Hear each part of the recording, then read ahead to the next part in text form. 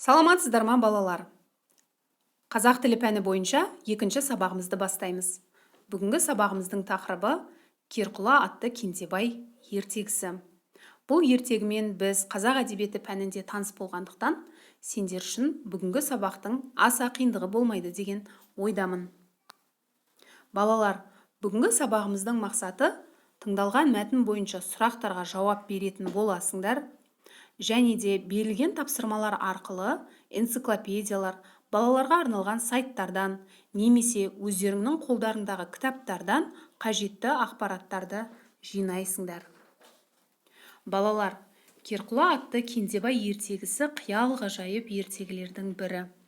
Ол жерде аққулардың алтын кебіспен ұшуы, алтын құйрықты құлынның болуы, жалмауыз кемпірлердің болуы, сондай-ақ Кенжебайдың кейбір ерліктері қиял ғажайыпқа негізделіп құрылған екен. Енді бүгін соның бір үзіндісімен қайта таныс болайық. Мұқият болыңыздар, мен оқимын. Керқұла атты Кенжебай. Күндерде бір күн хан өзінің екі баласын шақырып алып, бүгін қара бие құлындайды. Бұл 9-шы құлындауы. Құлындаған күні түнде құлын жоқ болып кетеді. Бүгін осы биені өздерің күзетіңдер. Не болғанын көздеріңмен көріңдер дейді.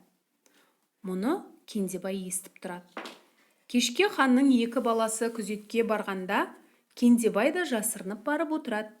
Біраздан кейін ханның екі баласы қорылдап, ұйықтап қалады. Кенжебай ұйықтамай отыра береді.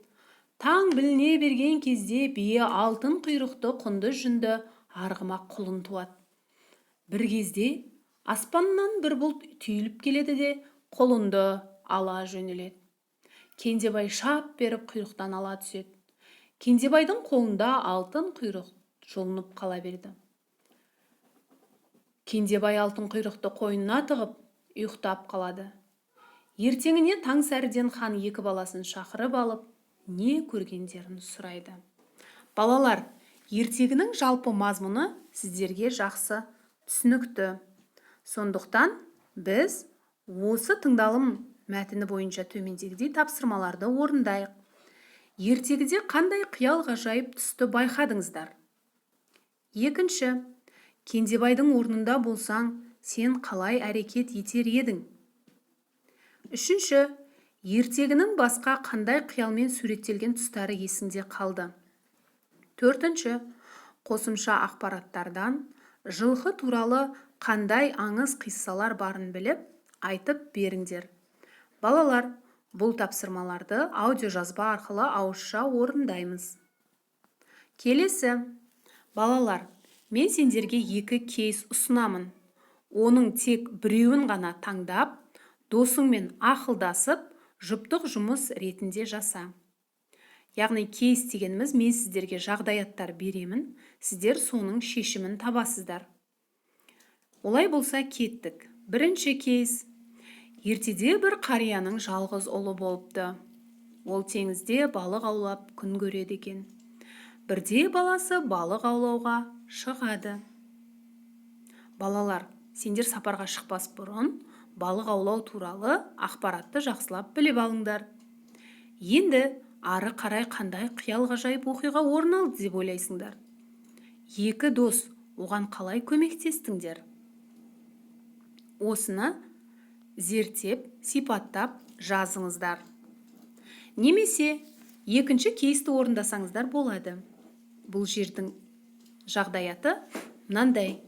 Ертеде кемпір мен шалдың қызы болыпты. Ол тоқыма тоқитын анасына қатты қызығады екен. Бір күні оның тоқыма жібі домалап, орманға кетіпті.